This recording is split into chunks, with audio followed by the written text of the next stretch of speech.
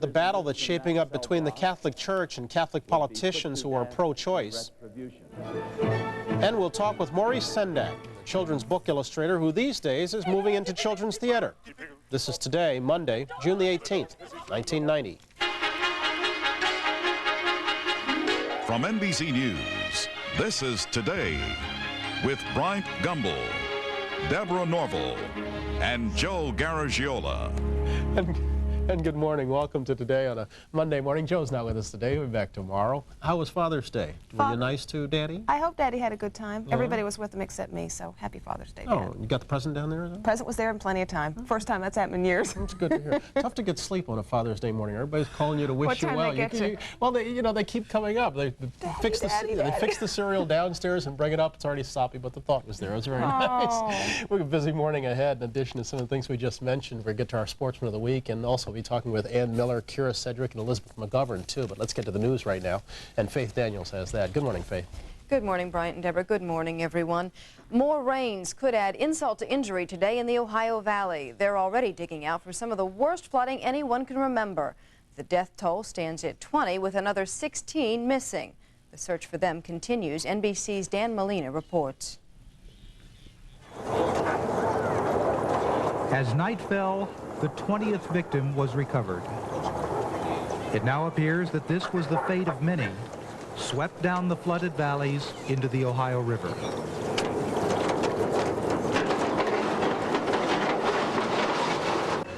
Officials documenting the damage now say there's no more than a 1% chance that a storm capable of this damage would hit in any given year.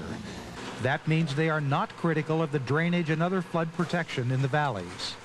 From an economical standpoint, you just can't design to avert a storm of this magnitude. There have been some moments of relief. This garage contains an assortment of cars and auto parts that Steve Schmelik accumulated over 15 years. Everything stayed intact in here, it's hard to believe. One small victory in the midst of a bitter landscape. Dan Molina was to join us live this morning, but just a few moments ago we lost the signal out of Shadyside, Ohio. That's because the rain has started again there. They're expecting heavy storms throughout the day. The rain moving into Ohio this morning is all part of the same storm system that battered other states in the Midwest over the weekend. It took a particularly heavy toll in Iowa, where 5 inches of rain fell in just a few hours. An 11-year-old girl is dead, and 7 counties have been declared disaster areas. Damage in 2 eastern Iowa cities alone is estimated at $21 million. A week after an explosion and fire aboard the tanker Megaborg, officials are still waiting for the oil to hit the beaches. Larry Weidman reports. It's the Tarball Patrol. Coast Guardsmen scanning Texas beaches and breakers for any sign of crude oil from the tanker Megaborg. As of right now, anything that has come off of the ship hasn't come ashore yet. 57 miles off the coast, the Megaborg lies dead in the water. The fire out, the oil leak stopped. Still trapped in the tanks of the ship, more than 30 million gallons of crude oil to be pumped into other tankers later this week. But a 30-mile slick still threatens the Texas coast, and a flotilla of oil skimmers, including a V-hulled craft from Mexico, works the leading edge to capture the oil before it can float ashore. The currents tend to push that stuff up on Texas shores. More than 1,000 volunteers have been trained to clean up the beaches. I didn't want to happen here what happened in Alaska. Equipment and supplies have been stockpiled. Barrier booms are in place to protect inlets. It's relatively easy to remove oil from a sandy beach. It's the more ecologically sensitive areas that we want to put barriers in front to prohibit oil from getting into there. Thousands ignored the oil threat to flock to the beaches over the weekend, but they kept a close eye where they stepped. No tire balls. Larry Weidman, NBC News, Houston. A chemical spill at the Alkalac chemical plant near Sedalia, Missouri forced hundreds from their homes early this morning. The accident apparently happened as the chemical was being transferred between a truck and a storage tank. At least 16 people complaining of chemical reactions have been treated at area hospitals. On this week's Senate agenda in Washington, there's a piece of legislation with a poignant story behind it. It involves compensation for Native American miners for health problems they suffered digging uranium out of primitive mines. Henry Champ reports. For centuries, the Indians of New Mexico said shiprock was evil, a rock that could fly and kill. Under the desert, the U.S. government would find rock full of uranium with a much, much deadlier effect. For nearly 30 years, the government stockpiled their arsenals with it. With pick and wheelbarrow and no protection, the Indian miners hauled out tons of uranium ore. Land that for centuries supported hundreds of Navajo families, it is now dangerously polluted with radioactive debris. Betty Clark lost her father, the local medicine man, to lung cancer. Both her sons have mysterious ailments. Her granddaughter born retarded. Only recently did authorities tell her that her home, built from mining debris, is highly radioactive. She didn't know living here was dangerous. Now she doesn't have a place to go. Washington at the time was concerned with its nuclear arsenal and ignored warnings of future troubles. The government committed negligence in the worst sort of a way, and now is trying to escape the limited liability that we've written in this bill that literally would pay a lot less to these people for their suffering than they would have gotten had they been able to go to court. In the shadow of Shiprock, the Indian legend of mysterious death has become a reality for these early laborers of the atomic age. Henry Champ, NBC News, Washington. Nelson Mandela asked the Canadian Parliament for help today. Help in making South Africa free and humane. Mandela looked tired as he arrived in Ottawa on Sunday, and parts of his busy schedule may have to be cut back. Mandela crosses the border Wednesday for his U.S. visit. He'll meet with President Bush and address both Congress and the United Nations. Finally, Hale Irwin and Mike Donald play an extra round of golf today, an 18-hole playoff for the U.S. Open Championship in Medina, Illinois. They were deadlocked at 8 strokes under par after the final round on Sunday. Curtis Strange shot a 3-over par 75 in the final round, ruining his bid to become the first golfer in nearly 90 years to win 3 straight Opens. Won't be 3 in a row, but Brian and Deborah, Irwin is going for his 3rd Open title. Yes, yes. Won at Baltusrol, and I forget where the other was. Last time he won in 75, I think. But anyway, we press ahead. Willard Scott has the week off, yes. I'm told. Yes, he is. And Al Roker's with us all week, all is week. He? Yes, he is. Aren't we a lucky group? Well, we like to think so, but I guess the jury's still out on Big that one. overtime check this week, huh? You bet.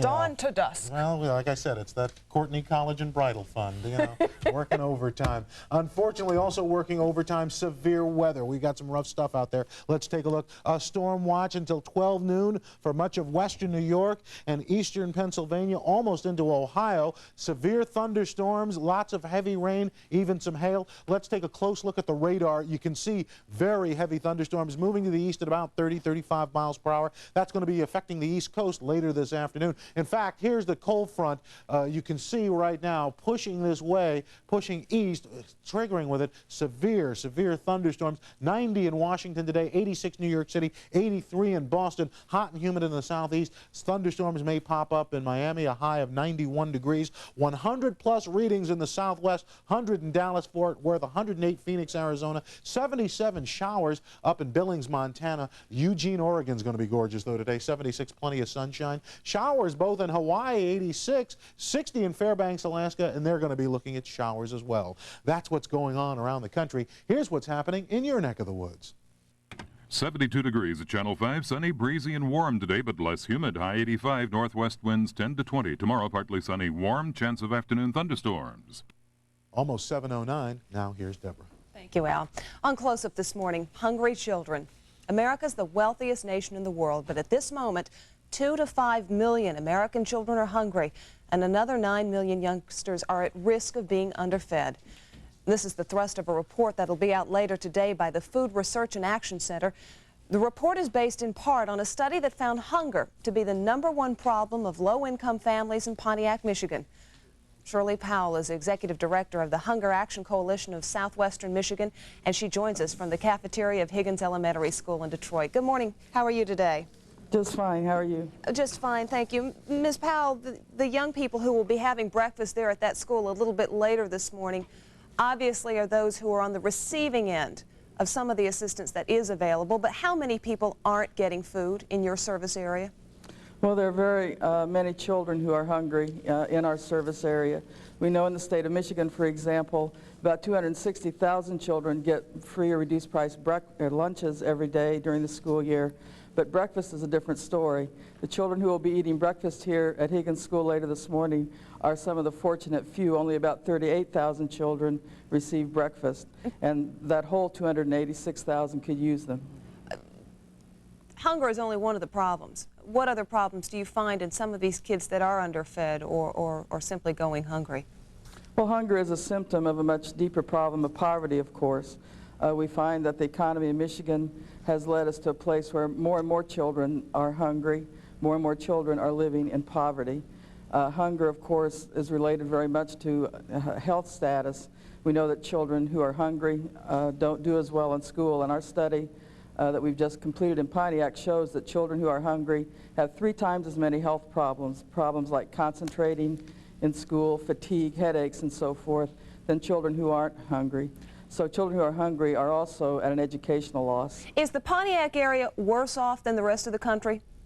I don't think so. Pontiac it has, of course, suffered from auto plant close downs, and as has the rest of the economy in Michigan. But Pontiac is also in Oakland County, which is one of the richest counties in the whole country. We feel like that while our study shows specific statistics for Pontiac, many other areas in Michigan are in similar situations. Well, let's get a sense of what is going on the national front. Also with us this morning is Congressman Mike Espy. He's joining us from our affiliate in Jackson, Mississippi, WLBT-TV. He heads the House Select Committee's Domestic Task Force on Hunger and also represents one of the country's poorest congressional districts. Good morning, Congressman. Good morning, Deborah. This is supposed to be something that's not happening in 1990. The food stamp program came up in 1967. Surely 23 years later, we could be doing a better job at feeding everyone in America than we are. It would seem that that would be true. The study tells you that whether you're in Michigan or Mississippi, you know, hungry children represent a tremendous problem in this country. About 2 to 5 million children are hungry, and about 8 or 9 million are either hungry or at risk. With a budget, $1 trillion, $200 billion budget that we have, it just seems like we could do a better job. Well, how much is being directed toward food programs of that $1 trillion-plus budget? Well, I don't think enough, not nearly enough. What we have now, we're trying to eliminate this through passage of the Mickey Leland Hunger Relief Act. That would serve to expand the food stamp program. It would serve to eliminate a lot of those inane regulations, Deborah, that have served as barriers to participation. It also reauthorizes the TFAP program, the Temporary Emergency Food Assistance Program, and it also expands, if you will, the WIC program, where we find today only 38% of those eligible are served. Expanding food stamps is obviously something that needs to be done, but the survey done in Michigan showed that a significant portion of those who were going hungry were eligible for food stamps, but weren't getting them. They didn't think they were eligible. The rules are awfully confusing. Well, there's also a problem of outreach, lack of information about eligibility, and inadequate funding. So we have to take care of all 3. Well, how do you get the priority up the list in Washington? You've got some other pretty compelling issues you got to deal with there. Well, for instance, the chairman of the Budget Committee, as well as the current chairman of the Select Committee on Hunger, also serve on very important committees that will serve to promote passage of this legislation. We just have to keep screaming, keep arguing about it, keep fighting about it, and make sure that aid to hungry children is a priority in this nation. Ms. Powell, do you think they've been screaming and arguing enough in Washington? I think many people in Washington are doing a very good job. It's also up to everyone out there throughout the country to let their legislators know what's going on and know what their wishes are. Well, what do you think we're talking about cost-wise to try to correct the problem, at least in your area? That's a very difficult question. We think that $1 million or $2 would provide breakfast for every student in Michigan. We know, however, that only about half of those who qualify for WIC are being served because of budget constraints. It's a massive problem, but it is one that can be solved. And Congressman, how much money do you think you're going to be able to see going in this direction? You've got some other things like $140 billion for the S&L bailout that's got to be funded. That's the case. You know, we can take care of hunger through so many other kinds of problems. It's hard for me to give you a specific amount, Deborah. Well, it's a problem that's been with us a long time. It looks like it's not going away anytime soon. Congressman Espy, thank you for being with us, and Shirley Powell, our thanks to you as well. In just a moment, Cardinal John Cardinal O'Connor's declaration of war against Catholic politicians who vote in favor of abortion.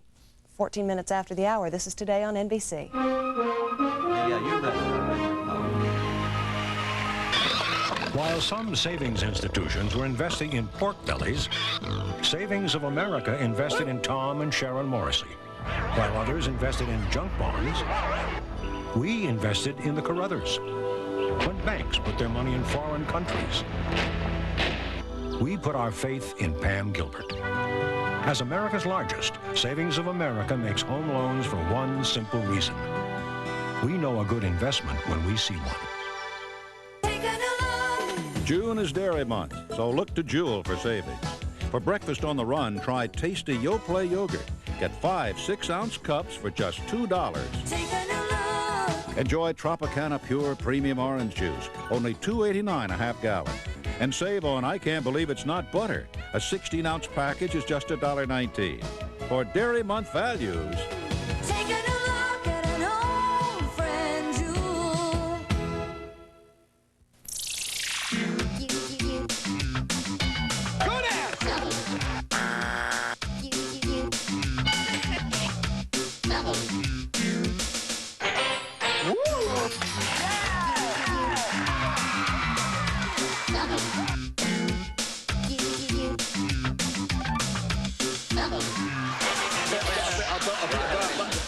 Family Feud, this afternoon at 3:30 on Channel 5. Convert your backyard to a center for summer fun. Add value to your home with a custom-built Timbercraft cedar deck from Sears. Call now and save 10%. For a free in-home estimate on decks or fences, call Sears at 1-800-356-3545. Beautify and secure your home with a Sears wood or chain link fence. Call now and receive a free walk gate with any aluminized fence order. For a free in-home estimate on fences or decks, call Sears at 1-800-356-3545. Inspired by a true story, Stranger in My Bed, Monday.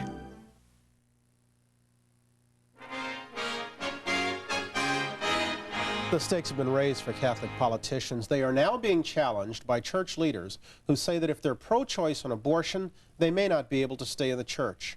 Our national correspondent Catherine Couric joins us with more. Good morning, Katie. Good morning, Bryant. This latest controversy has raised an old issue. Can Catholic politicians serve both their church and their constituents? It's a question John F. Kennedy thought he answered when he ran for president. Whatever issue may come before me as president, if I should be elected, on birth control, divorce, censorship, gambling, or any other subject, I will make my decision in accordance with what my conscience tells me to be in the national interest, and without regard to outside religious pressure or dictates. And no power or threat of punishment could cause me to decide otherwise. In 1960, John F. Kennedy became this country's first and only Catholic president, after quieting critics who thought he would take his orders from the Vatican. 30 years later, questions about the separation of church and state are still dogging Catholic politicians. Last week, one of the country's most prominent Catholic voices, New York's John Cardinal O'Connor, demanded that Catholic politicians work to outlaw abortion. Writing in a Catholic newspaper, the cardinal warned that those politicians who fail to do so risk the church's ultimate penalty, excommunication. A bishop could, if he considered the circumstances applicable, excommunicate someone who explicitly supports or advances abortion. Words that have generated debate even among Catholic clergy. Hey, this is a dialoguing society. It's a society where people have very different values, some of them fundamental. What else do you do in a country like America but dialogue? You certainly don't fall back on threats that sound like medieval oppression. The cardinal's message is widely seen as a bold attempt to discipline Catholic politicians who say while they personally oppose abortion, they support a woman's right to choose. Politicians like New York Governor Mario Cuomo. He says despite this new edict, he feels comfortable with his pro-choice position. If I were not, I would not say what I say. I would not do what I do. I love being governor. I wouldn't do it if I thought I were risking my soul. Pro-choice Congressman and Catholic Charles Rangel is not only comfortable, he's angry. This the church is asking me to do? Where did this contract come from? That my soul is going to burn in hell because I say that the poor are entitled to the services that other people can get.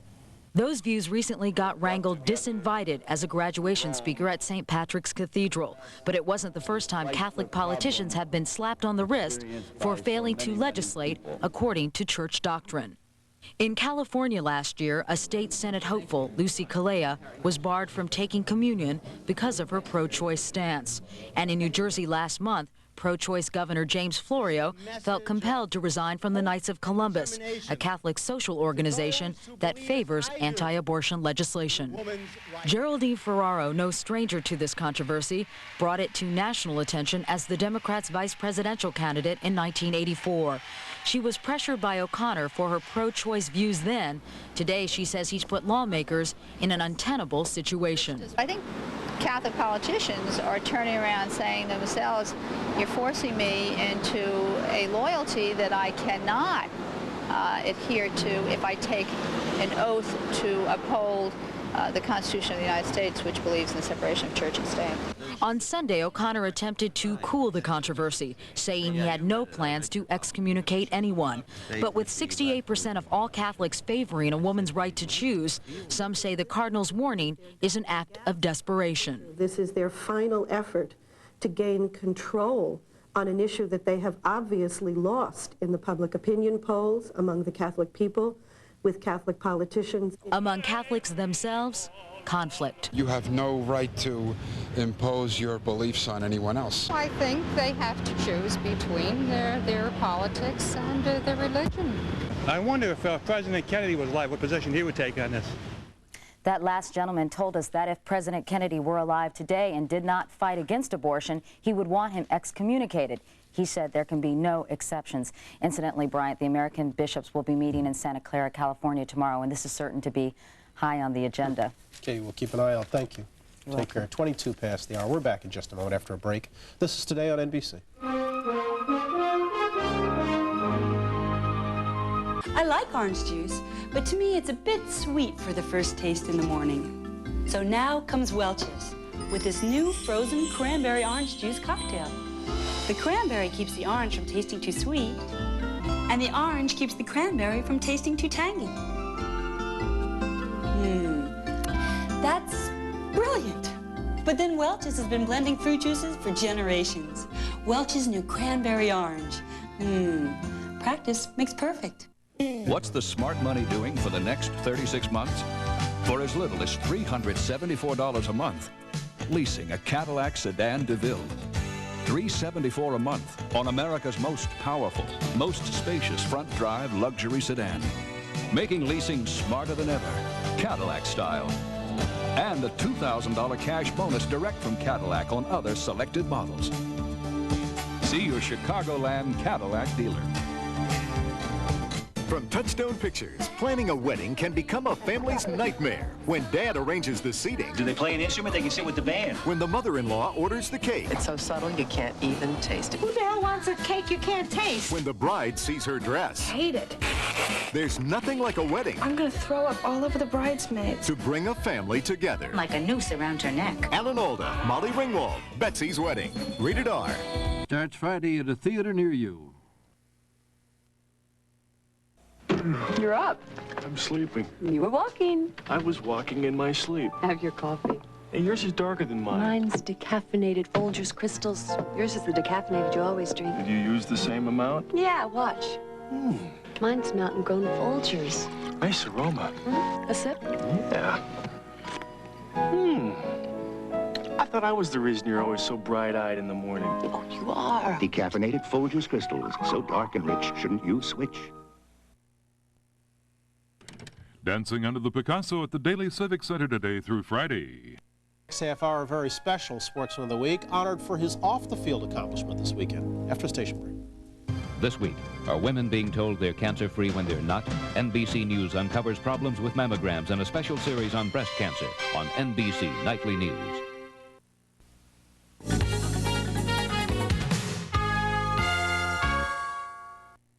Good morning, I'm Ray Suarez. Jackie Bang is on vacation. It's Monday morning, 7:25. Today will be sunny and warm, but less humid, with a high in the mid-80s. Currently, it's 72 degrees in downtown Chicago. Jim Hill will be along in a couple of minutes with the complete forecast. In the news, the parents of Scott Heimdall say they'll fly to South America today to work for the release of their son.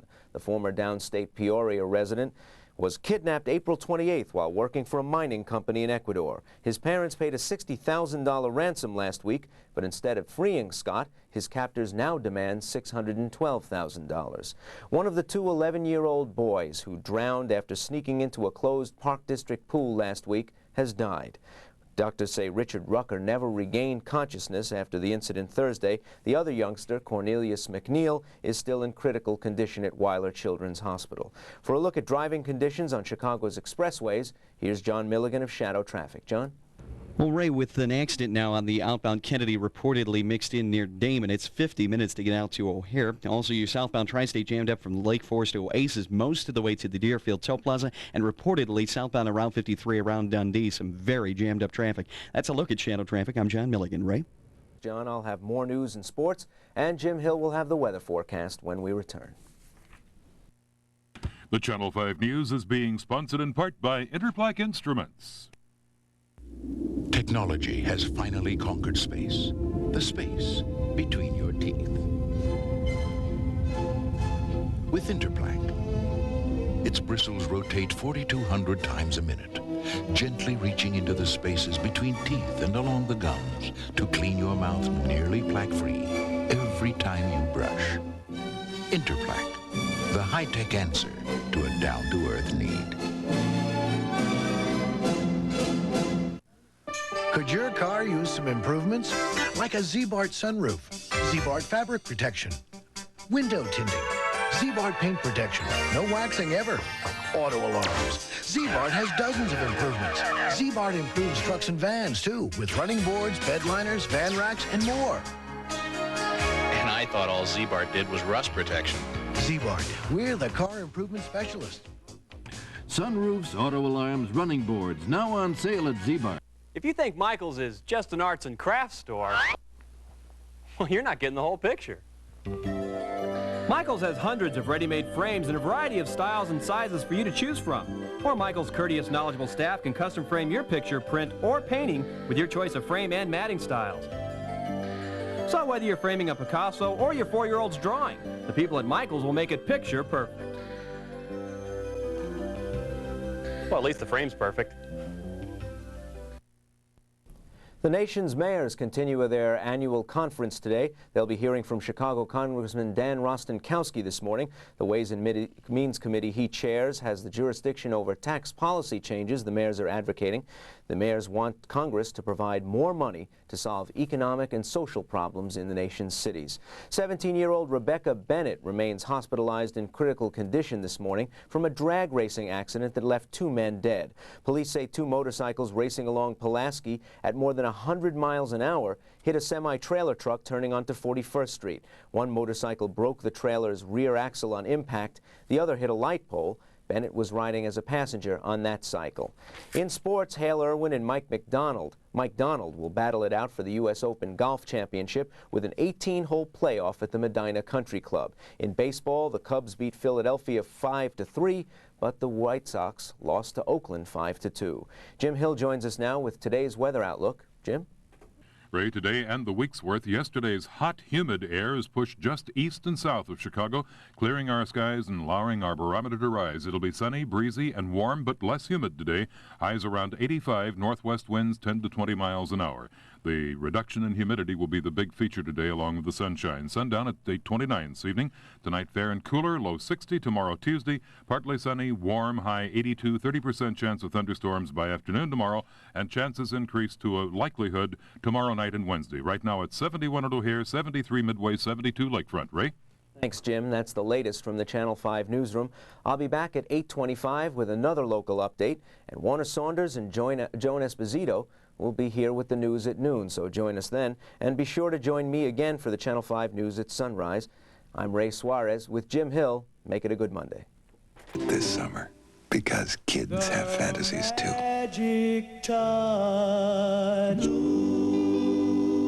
A hot look for sizzling summer styles on hard copy. Back now at 7:30. It is a Monday morning, and out front along with Al Roker, Deborah Norville, I'm Bryant Gumbel. Joe Morgan is a baseball player who did it all. He was Rookie of the Year, 10-time All-Star, 2-time MVP. This summer, his plaque is set to go up at Cooperstown. All that was missing was a promise that he made to his mother 27 years ago. And as we'll see in just a few moments, our Sports of the Week took care of that promise this past weekend. Deb? If you're a woman and you've ever tried to get a loan to start a business, you know how hard it is to get credit in this country. Well, it's not any different anywhere else in the world, and that's why Women's World Banking was set up. It's a financial institution that helps to underwrite loans to women in countries around the world, get them started in business. We'll learn more about it shortly. And the French have a celebration on tap, celebrating the life and times of Charles de Gaulle. We'll get to that in a moment, but let's get to the news right now. Faith Daniels. Faith? Thanks, Bryant. There's more severe weather today in Shadyside, Ohio, where hopes of finding more survivors are fading in the wake of last week's deadly flash floods. At least 20 people are known to have died. The search continues for 16 others who are still missing. Last night, search teams found and recovered the body of the 20th victim. While they're not holding out much hope for survivors, one official said they'll keep right on searching until they know they've done all they can. More than 100 homes were destroyed or damaged. Most people in the area carried no flood insurance. People in parts of the Midwest continue cleaning up and sizing up the damage from flooding there over the weekend. Damage in parts of Iowa is well into the millions of dollars from storms that dumped more than 5 inches of rain in a matter of hours on some places. Forecasters say that much of the area, including Ohio and Iowa, will see more severe weather over the next few days and perhaps for the rest of the week. Hundreds of people have been ordered out of their homes this morning in central Missouri because of a leak at a chemical plant. The leak sent a cloud of vapor into the air. The plant, which makes detergents, is located just outside Sedalia, Missouri. Tar balls from the oil tanker Megaborg are expected to start hitting a 45-mile stretch of the Texas coast beginning tomorrow. More than 1,000 volunteers are ready to hit the beaches as well when the oil does come ashore. Nelson Mandela is in Canada, where this morning he'll address Parliament. He'll be urging Canada to keep the pressure on the government of South Africa until it ends apartheid.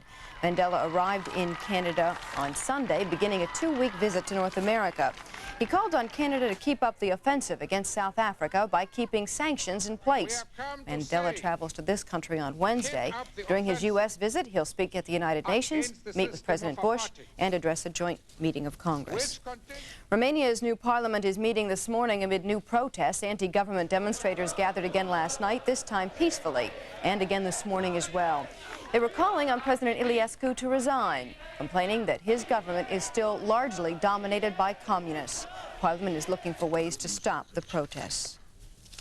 Secretary of State James Baker is in Guatemala this morning. He's talking with 5 Central American leaders about ways to reform their country's economies.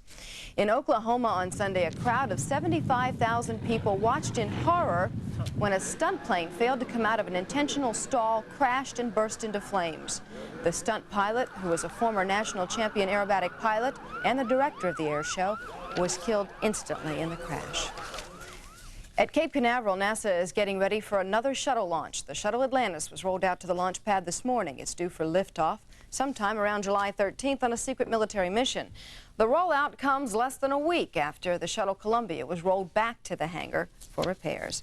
That brings us up to date at 7:33. Now back to Brian. All right, Faith, thanks very much. As noted, Willard Scott has the week off for well-deserved vacation. Al Roker is doing a little extra duty with us. Good morning. You're always welcome here. Well, thank you. I don't know how welcome we'll be after we tell folks about this weather, because I'm telling you, we've got some severe stuff out there going to be affecting much of the country today. Take a look. A slight risk of severe thunderstorms, isolated tornadoes up and down the mid-Atlantic and eastern seaboard. Pittsburgh, WPXI, you folks watching there, Problems, WICU, Erie, Pennsylvania, and WGRZ in Buffalo, all folks that are right now within a severe thunderstorm watch until 12 noon. Take a look at the radar and the satellite. You can see those thunderstorms now starting to crop up on the big map. A cold front is responsible. Area high pressure out in the Atlantic pumping up the warm, moist air. Cold front pushing in, and that's going to be triggering those heavy thunderstorms up and down all the way from the Gulf Coast on into New England. As you move behind the front, temperatures really not that much cooler. 87 in Chicago. They'll have sunshine. 94 St. Louis, some showers later in the day. Thunderstorms, and as you move into the Plain States with some heavy weather there. Hot in Phoenix, Arizona, 108. Sunshine in 76 in Los Angeles. That's what's going on around the country. Here's what's happening in your neck of the woods. 72 degrees at Channel 5, sunny, breezy, warm but less humid today, high 85, northwest winds 10 to 20. Tomorrow, partly sunny, warm, chance of afternoon thunderstorms. Week is brought to you by the American Express card. Membership has its privileges. Here's Brian. All right, Al, thank you. You know, choosing our Sportsman of the Week today wasn't easy. After all, in the past week, 46-year-old Nolan Ryan threw a record 6 no-hitter. The Detroit Pistons won a second straight NBA championship, and the U.S. Open golf tournament went into a playoff. But still, without drawing on any of those events, we found someone who accomplished something special this weekend, something he began many years ago. Saturday was graduation day at Cal State Hayward, and among those in a cap and gown was Baseball Hall of Famer Joe Morgan, fulfilling a promise he made to his mother 27 years ago to finish college if she'd let him play pro baseball. Morgan was awarded his Bachelor of Science degree while his family looked on. In the mid-70s, Joe Morgan was as fine a ball player as there was, a Gold Glove second baseman. He was also a daring base runner and a guy who hit for both average and power. Joe led Cincinnati to consecutive world titles in '75 and '76, earning him back-to-back MVP honors. He retired from baseball in 1984, but keeps his hand in the game, working as a TV commentator. He says when he goes to the plate. He also owns a successful distributorship, Joe Morgan Beverages, near Oakland. And he founded and runs the Joe Morgan Youth Foundation. Despite all that, he still found time to keep his promise to his mom, now adding a college degree to his long list of accomplishments. And despite the fact that he was up late last night broadcasting the Cubs' victory over the Phillies, Joe Morgan got up early this morning to join us from Philadelphia. Joe, good morning. Congratulations. Good morning, Brian. Thank you very much. How long, really, had you been working on this degree? 27 years, Brian. My goodness. You know, Joe, education is generally a means to an end. Your end was already successful, already written. Why'd you go back and get the degree? Well, first and foremost was the promise I made to my mom when I asked her to let me go away and play professional baseball and quit college at that time. And she consented to do so with the hopes that I would continue my education and finally get a degree. Luckily for me, I didn't tell her how soon I would get it after I, left college, but that was the first and foremost reason for going back and getting that education. Second was, I'm involved in the community. I have Joe Morgan Youth Foundation. I talk to kids a lot. And I think it makes and sets a better example if I can say, look, I went and got an education. I continued even though it was very difficult. I finally accomplished this, and now when I talk to kids, I think that gives me a little more credibility. Plus, it sets a very good image for me as a father for my 2 daughters. Well, Joe, since you were kind enough to get up for us, let us note that you're not the only Morgan that's up early at this hour. Your mother, Ollie, and father, Leonard, are with us now from Oakland. You want to go ahead and say good morning? I'll shut up for a while. Good morning, Dad. Happy Father's Day, and good morning, Mom. Hi, Joe. Good morning, Joe. I know you're surprised, huh? Yes, I am. I asked Mom if she was going to get up. She said no. You had sent me word to make sure to let me know that you were going to be on television this morning, so I did receive your message. Oh, thank you. And so we decided we'd meet you here this morning. I knew when you called me this morning that you were going to be on and we were going to be on with you, but I didn't dare tell you. I wanted to tell you, but I wanted to see your face when you found out that we were hooked up with you. Well, thank you for getting up. Yeah, oh yeah, we had about an hour and 15 minutes sleep, but... Mr. and Mrs. Morgan, are you surprised he stuck with it and kept this promise 27 years ago? Oh, well, no, I'm not really surprised, because if Joe makes you a promise, he will keep it. It took him 27 years, but I knew that he was going to do it. But I was surprised that he was going back to school. I didn't really know that he was going to school. Until after he married and had got his 2 children and all of this, I was thinking that, the education was gone out the door. But knowing Joe, I should have known that he was, some way was going to get this education that I asked him to do, going and get this degree. By any and all standards, he is a phenomenally successful man, a very successful son. Where does this rate on his list of accomplishments in your mind? This is the top. This Hall of Fame is good, but I always wanted him to get this degree. And so really it was a surprise to me. I didn't know it until, I think it was in March. I think it came out in the newspaper about March the 3rd or 4th.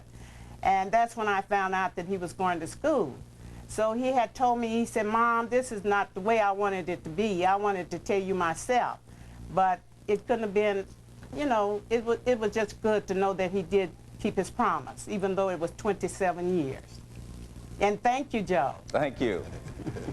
Hey, Joe, it must have special significance, too, because reading your bio, I know that Leonard was going through college until family interrupted, and so this has special significance there. Well, I think that's important because I know that my mother had always felt that she and my father, because they got married at an early age, he did not get a chance to finish his education, and she wanted us to get ours.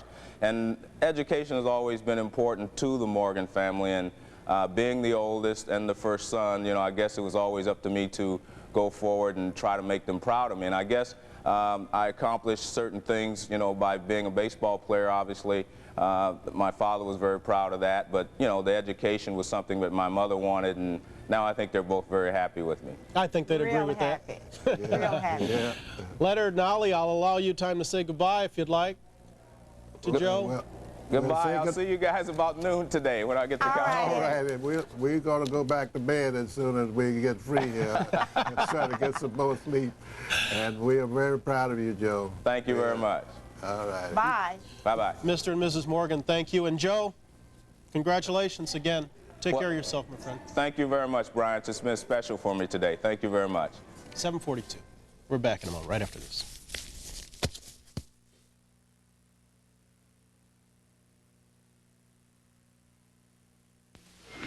I know they're beautiful. But think how much Dad will love these. Honey, they're just too much. Mom, he will use them every day. I'm gonna get them. Here they are. They're the best. At least let me chip in. American Express. Guess you don't need my help. Not this time, Mom. He's gonna love that they come from you. He'd better. Having a way to recognize someone special. To become a member, look for this display and take one. In 1990, Nissan brought you the year's best sports car, the year's best 4x4. And now we bring you the year's best deals. $1,000 cash back on the hardbody 4x2. And $1,000 cash back on the Sentra 2-door XE.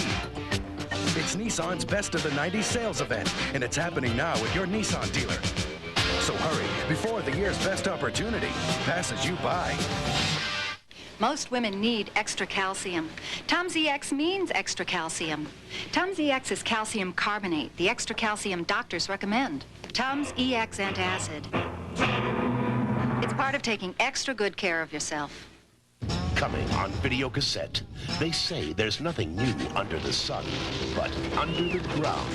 Now this valley is just one long smorgasbord. Kevin Bacon, Tremors, coming July 12th from MCA Universal Home Video. 30% of the small businesses in this country are run by women. So how come women still have such a hard time getting a loan? Well, it's a problem not just for women business owners in this country, but around the world. And it's a problem being addressed by Women's World Banking, which was founded 11 years ago by Michaela Walsh. Good morning and welcome to Today. Good morning. Why did you see the need for something called Women's World Banking, and what on earth is it? Because you're not a bank per se the way we would think of a bank. No, we're a financial institution, and our main focus has been to get women access not just to credit, but to all of the elements that are needed in to make a business successful. And we have done that by building a capital base and a financial institution in 40 countries of the world. But the main emphasis is really on the power and the influence that comes from working with competent and committed people. You do not loan money, but you have relationships with people who are associated with banks in the local areas where you are set up. That's right. We provide guarantees to local banks along with partners in countries. And those partners in some cases provide direct loans. In many cases they work with banks to provide loans. You're there because banks that were already set up weren't loaning money to women. What's the default rate that you've had over the last decade? Out of 56,000 loans, for a total value of about $12 million, we've had $35,000 in losses to our own capital. Incredible. I think any bank would be thrilled to have a default rate like that. That's what it takes by working with trusting people you trust and where there's a shared ownership in the risk that's involved. Well, and one of those people you trust is sitting right next to you, and we're happy to have her here in New York with us. Margaret Canto del Gudice is one success story. She's a housewife, mother of 4, and she opened up a store in her hometown in the Dominican Republic. Good morning and welcome. What was your life like before you opened up your business? Well, I was just a simple housewife with 4 kids and wasn't doing too much extra, so I decided I had to help out at producing money. And luckily, I found the Women's World Banking. They had recently started to work in the Dominican Republic, and they offered help to women that maybe we wouldn't have been able to get a loan in another bank. Now, what did they give you? They actually co-signed the loan with you? I don't know. She gets a loan directly from our partner. Okay. In the Dominican Republic. So you set but we up the co-sign a guarantee with the bank for our partner. And once you had the money to open up your business, we've got some of your wares. Tell us a little bit about what you did. Well, I started with a tiny little store, working alone, and the first year I would sell about $500, $600 a month. And now, 6 years later, I sell 8,000 to 10,000 pesos a month. I have 10 women working for me part-time and 2 men working part-time for me. And what you sell, as we can see here, just basically handmade handmade children clothes and gifts and like arts and crafts. Things like that you can't find in other places. If you had to go back for another loan to expand your business, say, to another part of the country or something like that, would you still have to go through Women's World Banking to get the note, or are you now established enough on your own that you can get? I could, I think now, at this time, get a loan in another bank, but I really prefer to work with Women's World Banking. They know me, they have supported me, and I have had, in 6 years, 4 loans from them already. Terrific. You started out working primarily in third world countries. You are now expanding in the United States. There is a need for this sort of thing here as well. I think there's a need in any country in the world. We're going into Japan within the next year, and we have several affiliates already started in this country, and in Canada, and several in Europe. And we are a global institution. We don't separate the world into third world and first world. And the idea is really to provide management assistance and to share our knowledge among women so that we can then build into resources for venture capital as well as export and trade. Well, if money and economic independence is power, then you're doing a great deal to further that. We're on to it. All right. Michaela, Margaret, thank you, and good luck to both of you. Thank you. In just a moment, we will go across the pond and see how France remembers Charles de Gaulle. And also coming up in our second hour this morning, the wonderful world of Maurice Sendak, whose illustrations are now moving from the children's books to children's theater. First, these messages. Introducing a big new idea from Johnson & Johnson. I am stuck on Big Bird, 'cause Big Bird's stuck on me. I am stuck on Cookie Monster, 'cause Cookie's stuck on me. New Band-Aid brand Sesame Street bandages come with a softer pad that covers and protects my kids' cuts. With Big Bird and Cookie Monster on every bandage. I am stuck on Band-Aid brand, 'cause Band-Aid's stuck on me. It can be downright frustrating and difficult to get perfect orange juice. One with that pure, fresh squeezed taste, with no water added or taken away. But if you remember that no other major brand of juice comes closer to this, then this, Tropicana Pure Premium, we think you'll find everything will just fall into place. Tropicana Pure Premium, also appearing in 96 ounces. Monday, I soak my dentures. Tuesday, I brush. Wednesday, I soak. Wait, all you need is denture cream. Why soak when denture cream gets dentures nearly twice as clean? Minty fresh mouthwash ingredients, too. All you need is denture cream. Every day. Cynthia really outdid herself this time. Champagne, fresh shrimp, plastic plates. Plastic plates? Should have used Chinette. Chinette. No leaks, no drips, no disasters. It's the next best thing to China. Dairy Queen is celebrating their 50th birthday, and you're invited to the party. Now through Friday, you can get a 5-ounce cone for just 25 cents at participating Dairy Queen stores. That's right. That cool, creamy Dairy Queen soft serve that we all grew up with is now on sale. Sounds great, doesn't it? What do you say? Give me a hand at trying some, Michelle. You got it. 25-cent cones at Dairy Queen stores. Stop in for the coolest birthday party around. Happy birthday to you. 50 years ago today, as Winston Churchill was giving his "This Was Their Finest Hour" speech, Charles de Gaulle was on the airwaves too, also urging his people to resist the Nazis. This year marks the 100th anniversary of de Gaulle's birth, and as Today foreign editor Dennis Murphy reports this morning, de Gaulle milestones are cause for celebration in France. The Nazi blitzkrieg stormed France in June of 1940. The British Army had already fled home from the beaches of Dunkirk, and the new French Vichy government pleaded for an armistice with the Germans. When the French folded under the German advance, it looked as though the war would be over in a matter of weeks. In London, a little-known French tank commander asked to broadcast to France over the BBC. Moi, Général de Gaulle. Charles de Gaulle told the French to resist. They'd lost a battle, not a war. He was totally unknown. The American embassy in Paris had never heard of him, nor indeed had many French, because after all, he was just a brigadier general, fairly well down in the ranks. Churchill needed a French ally and was disappointed that he couldn't lure a well-known French politician to join him. But if all he could get was a demanding, imperious, no-name junior tank officer, he'd have to do. But Frenchmen like Pierre Lafranc heard de Gaulle's appeals. Lafranc and some of the other French resistance fighters marched through the streets of Paris to observe that call for a free France. Few Parisians noticed, just as few French joined the resistance and de Gaulle at first.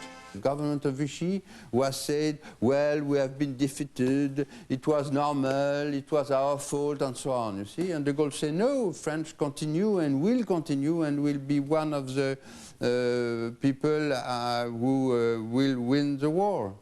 Churchill respected de Gaulle, but found him exasperating. Roosevelt hated him.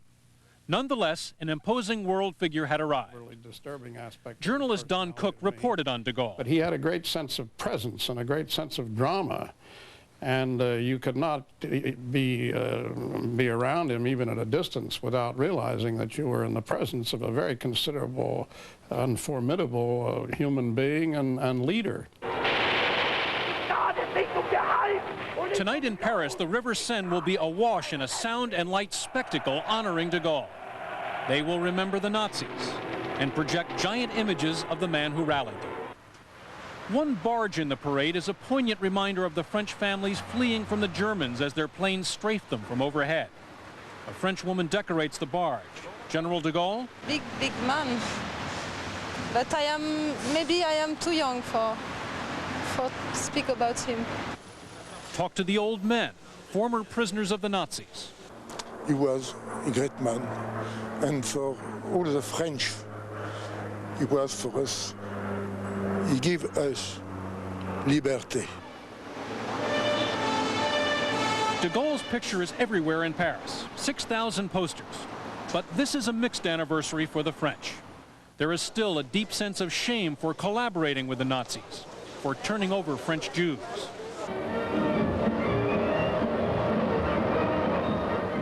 When de Gaulle finally returned to France in 1944, millions poured into the Champs-Élysées for his triumphal parade.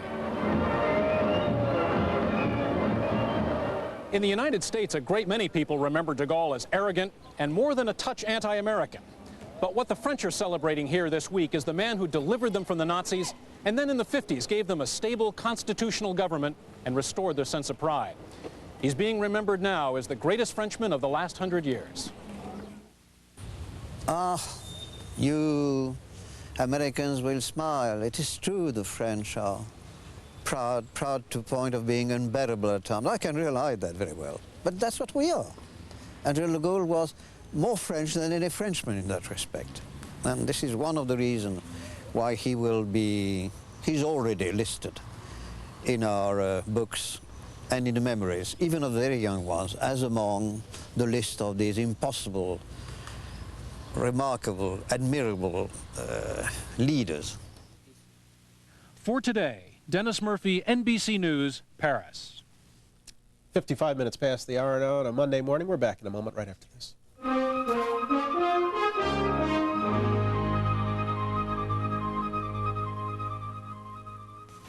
You're up.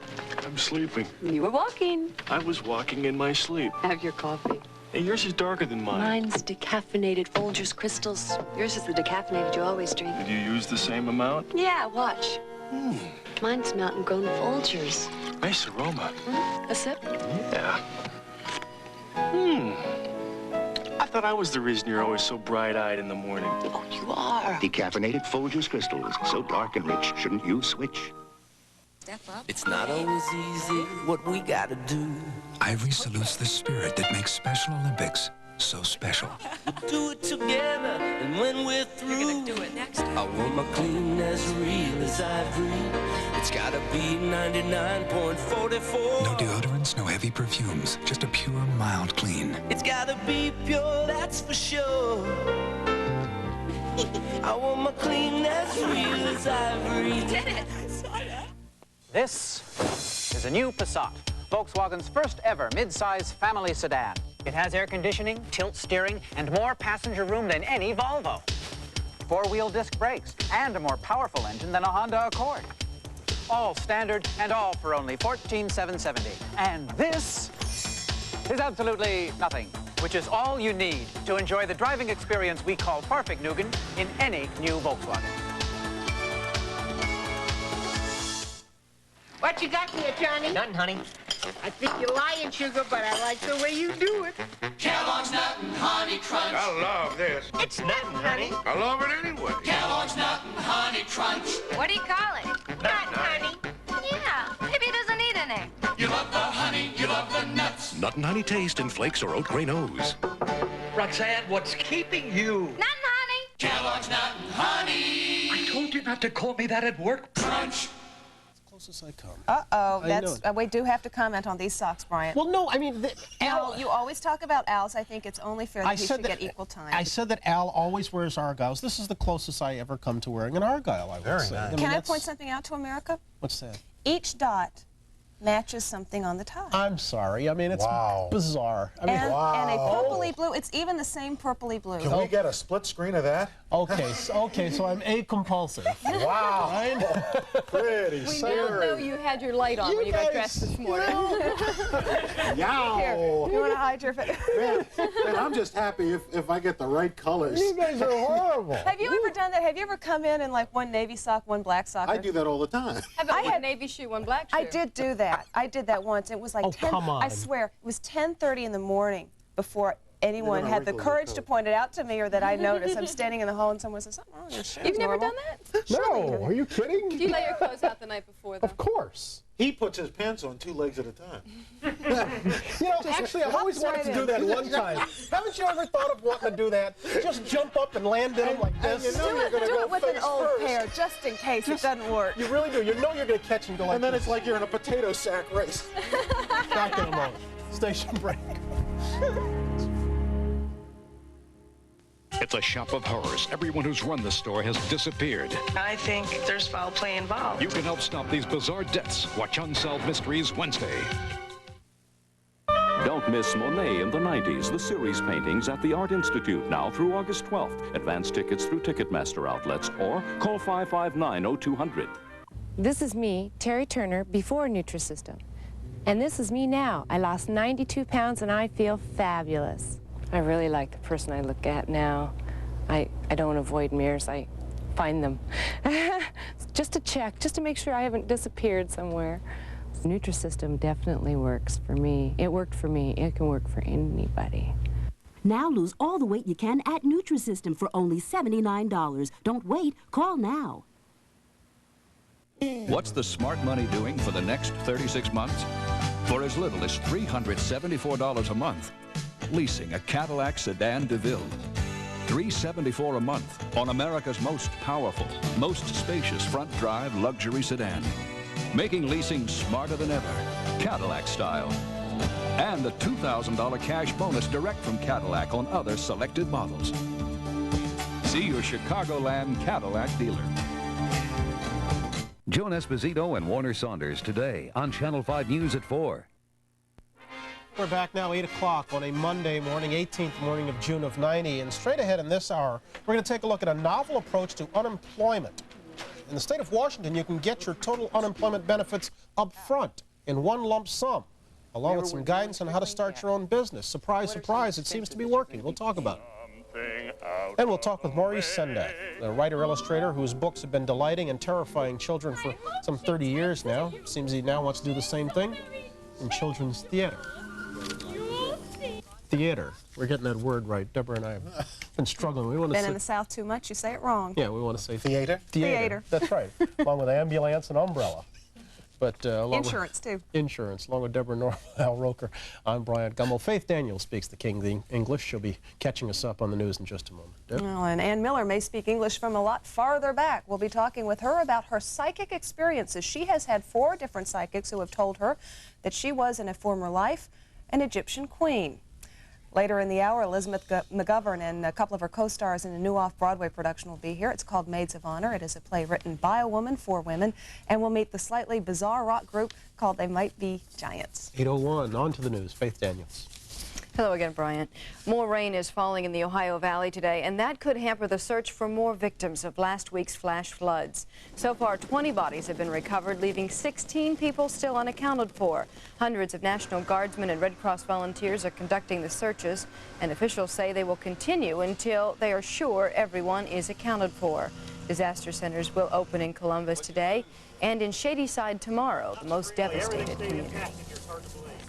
Nelson Mandela addresses the Canadian Parliament today as he begins his tour of North America. The 72-year-old ANC leader was greeted by hundreds of cheering supporters Sunday when he arrived in the Canadian capital. He told the crowd that although the end of apartheid is in sight, it's not yet a reality, and the struggle against it must continue. Mandela comes to the U.S. later this week, where he'll address the United Nations and visit with President Bush. Anti-government protesters were out on the streets of Bucharest again today. But as Tom Pettit reports from London, the government made no move to stop them. The newly elected Romanian parliament took office today in a nation filled with tension. Just last week, troops used force to break up a demonstration, and coal miners called in by the government roamed Bucharest as vigilantes. Romania expert Dennis Dilettant in London. I think there is a risk of further violence, sadly, as long as this government is not prepared to discuss the differences which the opposition has. But this is the biggest single difference. The hardcore opposition wants President Iliescu to resign. Down with Iliescu, they chanted. Iliescu should be put on trial. In a sense, the 5-hour demonstration was a test of the government's pledge of free political expression. Troops with nightsticks, some with submachine guns, were visible, but they were never ordered to take action, even though for a time University Square was closed. The significance of this demonstration is that it occurred and was allowed to occur, unlike last week. Iliescu faces a United States boycott on aid, except for humanitarian assistance.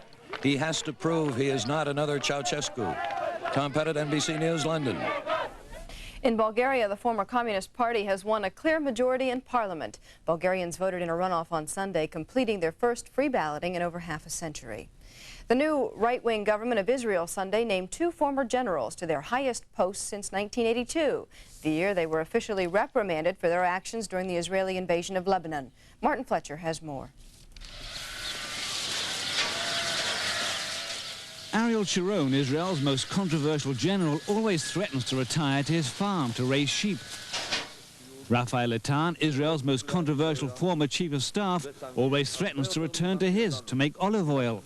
Instead, Israel's new government has given the 2 military men their biggest say in army affairs since they were slammed in official reports for their role in Israel's invasion of Lebanon. Sharon then was forced to resign as Minister of Defense. Indirect responsibility for the Sabra and Shatila massacres were laid at their feet. They allowed Christian Lebanese fighters into a Palestinian refugee camp, and that led to the slaughter of hundreds of men, women and children. The Kahan Commission, which investigated the massacres, reprimanded them and blackened their records. Now they're back. members of Israel's 11-man Ministerial Defense Committee, which oversees Israel's military policies. They were responsible for the great tragedy in the Lebanon war. Will bring us more tragedy in the near future. His critics say that's all bad enough, but it's better than having Sharon back as Prime Minister, which is what he really wants. Martin Fletcher, NBC News, Tel Aviv. There's a report this morning that 9 of the 23 U.S. soldiers killed in December during the U.S. invasion of Panama were probably killed by other U.S. soldiers. According to the report in Newsweek, up to 60% of the 347 Americans wounded in the invasion were also shot by other Americans. The Atlantis shuttle was rolled out to its launch pad this morning at Cape Canaveral. Details about Atlantis' flight are classified, but it is believed to liftoff is planned for around July 13th. The mission will last 4 days. The launch schedule for Atlantis was pushed ahead when the Columbia mission was canceled the night before its May 30th takeoff because of a fuel leak. Coast Guard officials this morning say shifting winds in the Gulf of Mexico will keep the oil slick from the supertanker Megaborg offshore for at least one more day. Most of the millions of gallons of oil that spilled either burned off or dissipated. That brings us up to date. I don't know, Bryant, I came from Pittsburgh. I wouldn't quite say that we spoke King's English there. Oh, I don't know. Things like insurance. You say insurance really? Radiator. Radiator? Yeah, the radiator. Do you talk about the front room or the living room? The living room. Oh. Is it a porch or a stoop? It's a porch. Depends if you live in the city or the country. Would you like to give her your Megaborg line? Well, I just said, which is funny. Differentiates it from the Bjornborg, you know, which doesn't carry quite as much oil. But bump. See, I didn't want to do it, but he made me do it. Anyway, let's take a look out there. We do have some severe weather, and we've got a jet stream that is bringing those storms, just whipping them across the northeast and the mid-Atlantic onto the Ohio Valley. Hot and humid in the south, cool in the northwest, and I'll tell you, take a look at these temperatures. If you are in the south and you don't have an air conditioner, my friends, you are in trouble. 100 plus from West Texas all the way into the desert southwest of California, 60s along the northwest coast, 90s throughout much of the country. Here's what's happening. We've got a cold front, a very vigorous system. We have a severe thunderstorm watch in effect for parts of Pennsylvania and New York State until 12 noon. Strong thunderstorms from the mid-Atlantic all the way on up into New England. Behind it, a little cooler, a little drier, hot and humid in the southeast as well. 91 in Miami and thunderstorms, 100 in Dallas, as we mentioned, 93 in Denver, Colorado, 108 Phoenix, Arizona. Some more showers coming across the northern Rockies, rain up into the northwest. Seattle will be 73 degrees today, 70 and delightful in San Francisco, showers in Honolulu, Hawaii, and a high of 86. That's what's going on around the country. Here's what's happening in your neck of the woods. 72 degrees at Channel 5, sunny, breezy, warm, but less humid today, high 85. Brisk northwest winds tomorrow, partly sunny, warm. Chance of afternoon thunderstorms. About 8:08. Now again, here's Brian. All right, Al, thanks very much. Up next on After 8, a way to turn unemployment into a business opportunity. First, we'll take a break. This is Today on NBC. The Gorlick sisters on Denny's Grand Slam breakfast specials. Oh, there's nothing better in the morning than eating a Grand Slam special at the ballpark. You can't eat a Grand Slam here. Well, don't tell me you found something better for breakfast. No, but we came here to see a Grand Slam. As soon as I see one, I'm going to eat it. They don't even serve Grand Slam breakfast in the ballpark. And the game's over. It's time to go eat at Lenny's. Denny's! Try one of our Grand Slam breakfast specials for $2.99, only at Denny's. America's Best, Ben Franklin. At America's Best, new patients get a pair of contacts or 2 pair of eyeglasses for $39.99, including the eye exam. A penny saved is a penny earned. That's 2 pair of eyeglasses or a pair of daily wear soft contacts, including the eye exam for $39.99 at America's Best, contacts and eyeglasses. Now. I knew there was a radio station at 93.9 FM, but I wasn't really sure what kind of music they played. Then the other day at work, somebody switched to Light FM 93.9, and I really liked it. It's the only station that plays soft, mellow music without all the talk. When it's morning in New Orleans, coffee lovers head for Brennan's Restaurant for that all-important first cup of the day. This morning, we're secretly switching their fresh brewed coffee with dark, sparkling Folgers crystals. Can these people tell the difference? He's a monster before he has coffee in the morning. I'd like to be around while this was being brewed. The smell would wake me up in the morning, this good coffee. It's Folgers crystals. Oh, really? Is that right? Instant. Makes me feel like I'd find my keys in the morning if I'd have a cup of this. Folgers crystals. Start your day with the coffee rich enough to be served in America's finest restaurants. Inspired by a true story, Stranger in My Bed, Monday.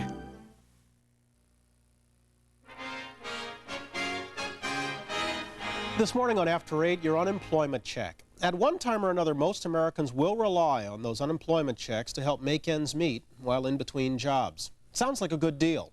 But the number of people who actually receive checks is now at an all-time low. The safety net has some big holes, and the system itself has become a bureaucratic maze of paperwork, lines, and signs.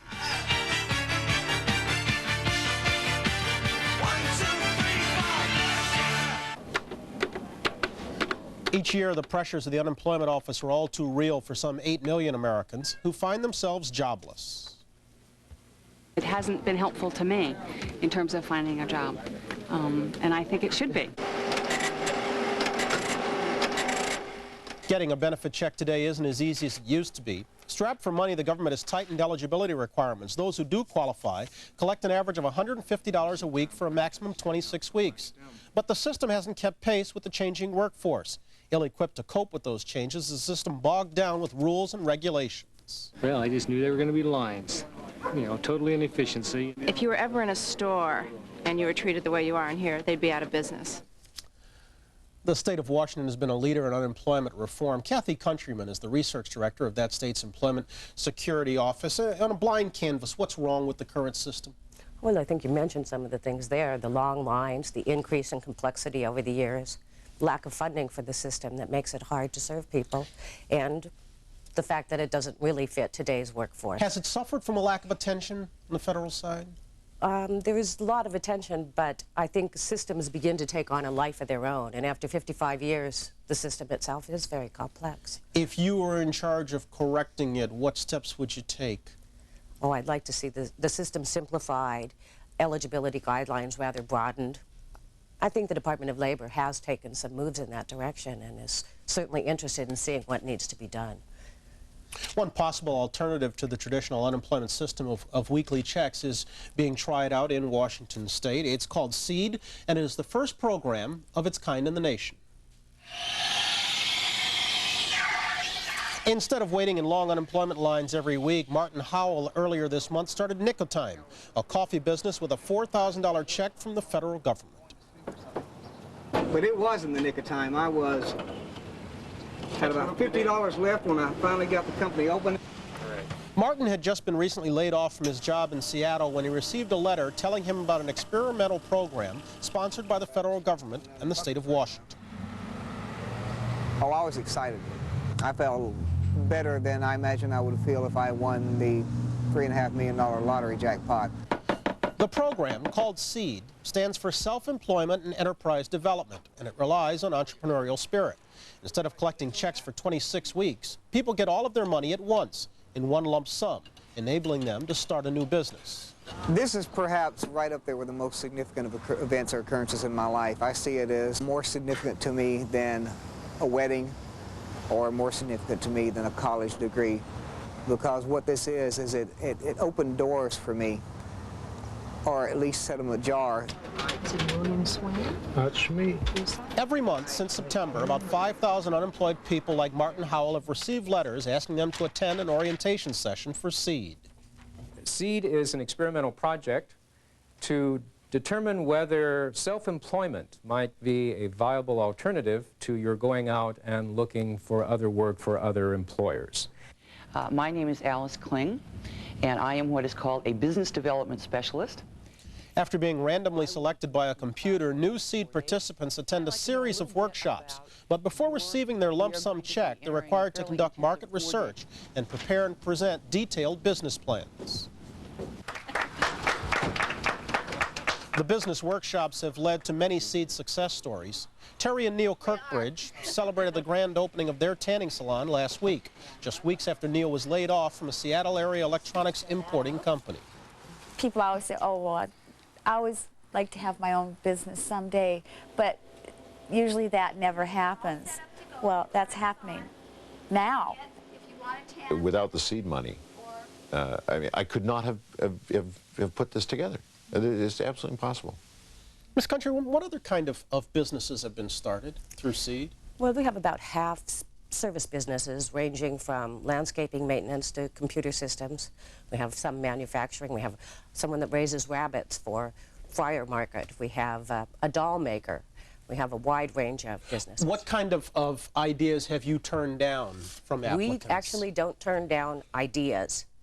We make our selection totally on the basis of the experimental design so that everyone who is moving forward with this has an equal chance of being selected. Let me talk fairness. Is it fair that it's random selection?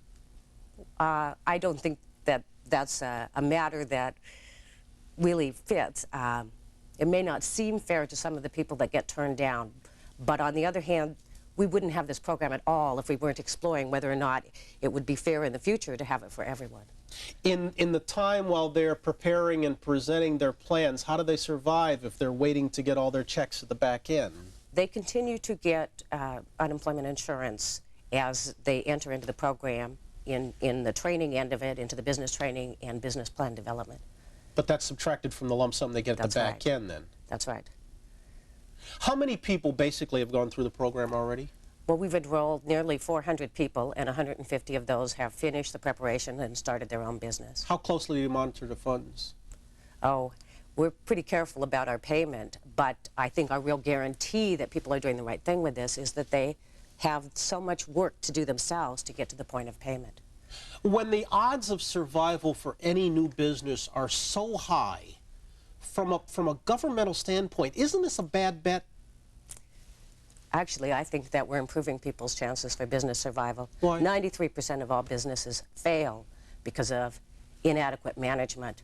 And if people had the foresight to get training and the kinds of things that they need to really think through their business and to use counseling as they go on, that failure rate could be reduced. But maybe it's too early to tell if you'll see these people again, yes? It is too early to tell. We'll be following them for a few years. Does it have potential on a national scale, or is it the kind of program that can only work on a small basis? It's really being tested for exactly that purpose, whether or not it should be offered on a national scale. Department of Labor has shown real foresight in saying, let's look at this as if it would be something we could do nationally. Kathy Countryman, thanks very much. Thank you. Travel safely, will you? We're going to look at the many lives of Ann Miller when we come back. It's 8:17 on a Monday morning. We'll take a break right here. This is Today on NBC.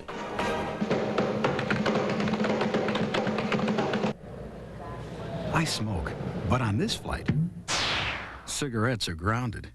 My answer? Wrigley Spearmint Gum. That cool, clean taste never lets me down. When I can't smoke, I enjoy pure chewing satisfaction.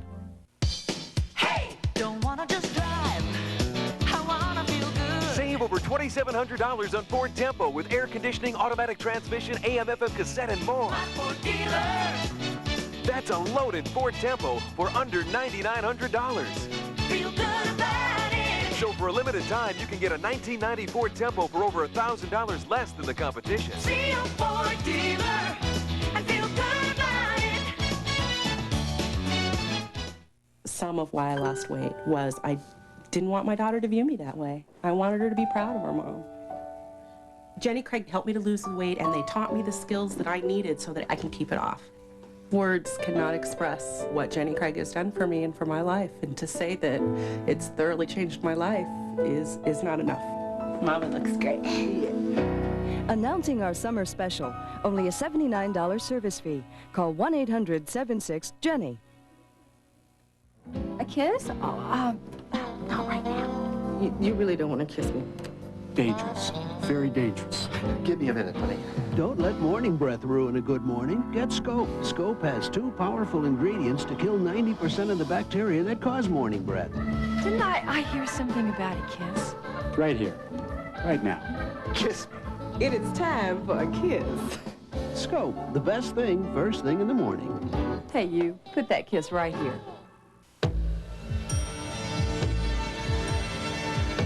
When I grow up, I want to be a ballerina.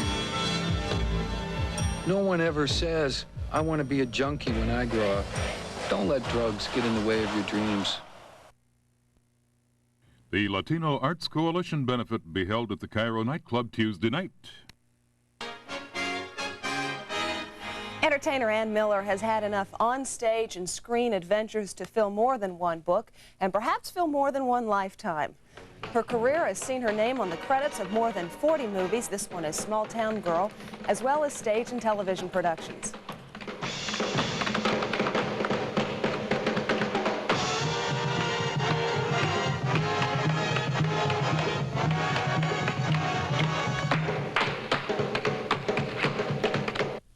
And it's a career that Miller believes may have begun very long ago. As she says in her new book, Tapping into the Force, Ann Miller has been told by 4 different psychics that she was a queen of Egypt in a former life. Good morning. Good morning. How are you? Fine. You're by now used to the stares and the startled looks that statement prompts.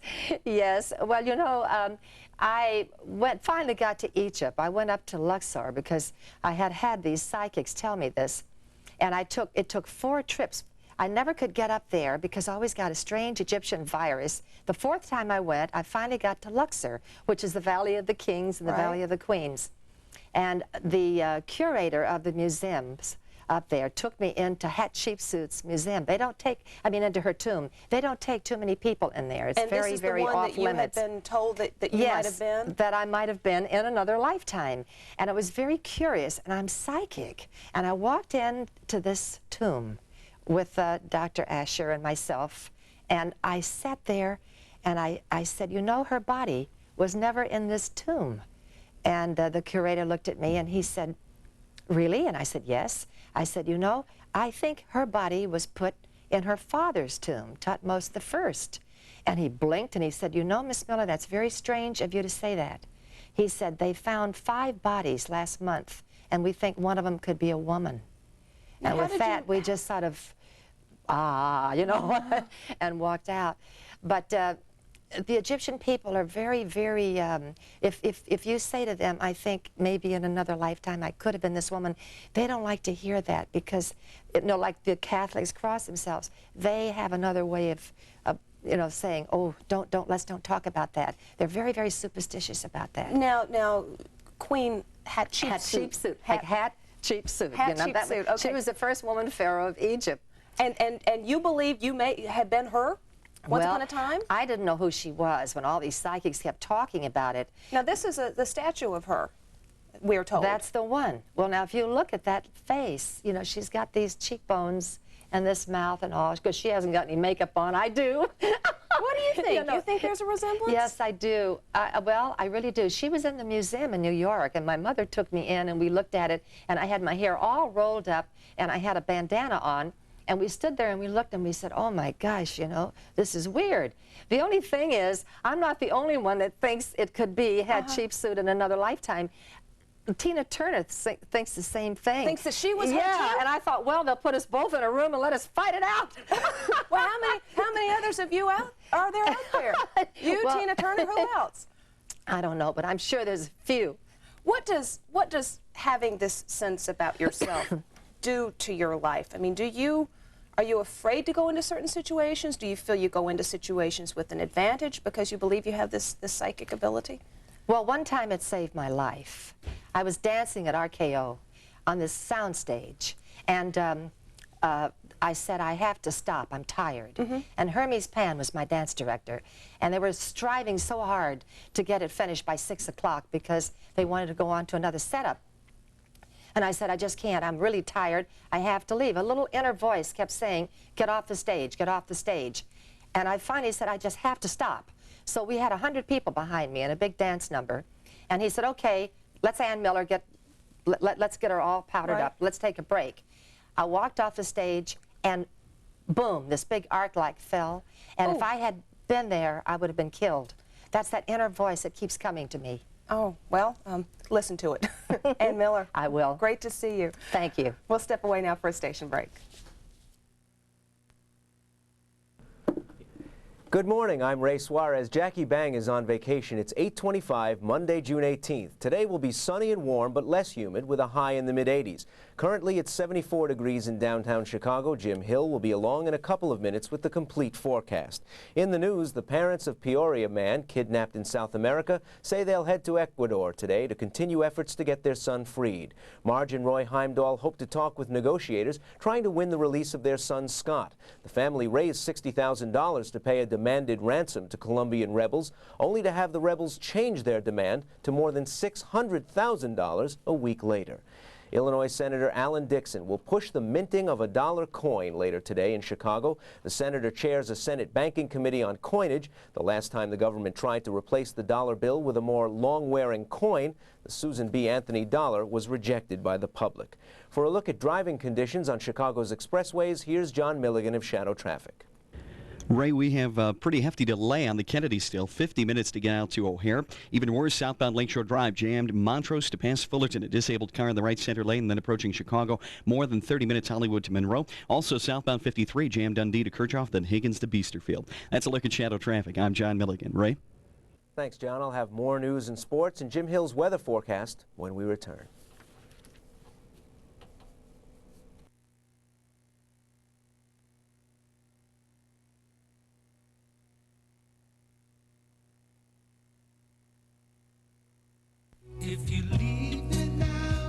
I knew there was a radio station at 93.9 FM, but I wasn't really sure what kind of music they elevator music. It's light music, and that's their name. Light FM 93.9. Try it as soon as you can. A few years ago, I set out to create the finest circus in America, the Big Apple Circus. One ring, big top 10, audience this close. I wish I could show you how thrilling it is to see aerialists right in front of you, and acrobats. You think they'd end up in your lap. You think you've seen elephants? You're so close, the audience is almost a part of the show. The New York Times said that. I didn't make it up. Make up! The Big Apple Circus, June 13th through 23rd only. Call Ticketmaster at 312-559-1212. Hey teens, are you having problems? Is school getting you down? Are your parents always on your case? And do you feel that everyone's against you? Call the Teen Rap Line, sponsored by the Children and Adolescents Forum. They have people who want to help you. I called one day. They were great. So if you have a problem, give them a call. Just dial 225-3582. Don't be down, be cool. Get help. Call.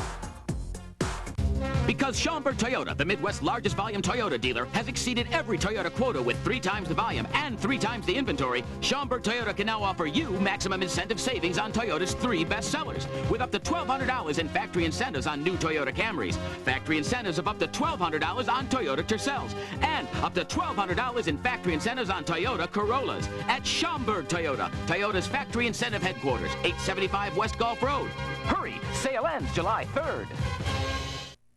Cook County jail officials will go before the county board today to ask for a new jail twice as big as the one already approved. Department of Corrections Chief Spencer Leak says his latest study shows the county will need space for 1,600 new prisoners by the end of the 90s, not 800 as originally planned. In sports, Hale Irwin and Mike Donald will battle it out for the U.S. Open Golf Championship today with an 18-hole playoff at the Medina Country Club. In baseball, the Cubs beat Philadelphia 5-3, but the White Sox lost to Oakland 5-2. Jim Hill joins us now with today's weather outlook. Jim? Morning, Ray. 3 more days left in astronomical spring and a great start to a week of temperatures in the 80s, it looks like today. Sunny, breezy, warm, yes, but less humid than yesterday. Highs about 85 with northwest winds 10 to 20 miles an hour. Sunset at 8:29 this evening. Tonight, fair and cooler, low 60. Tomorrow, Tuesday, partly sunny and warm, high 82. 30% chance of thunderstorms tomorrow afternoon, and chances increase to probabilities of like 70% tomorrow night and Wednesday for scattered thunderstorms. Right now it's 73 at O'Hare, 74 Midway, 72 Lakefront, winds west to 13. Ray? Thanks, Jim. That's the latest from the Channel 5 newsroom. Stay with Channel 5 News throughout the day. Warner Saunders and Joan Esposito will be here with the news at noon. And be sure to join us again for Channel 5 News at sunrise tomorrow morning at 6:30. I'm Ray Suarez. He's Jim Hill. Have a good Monday.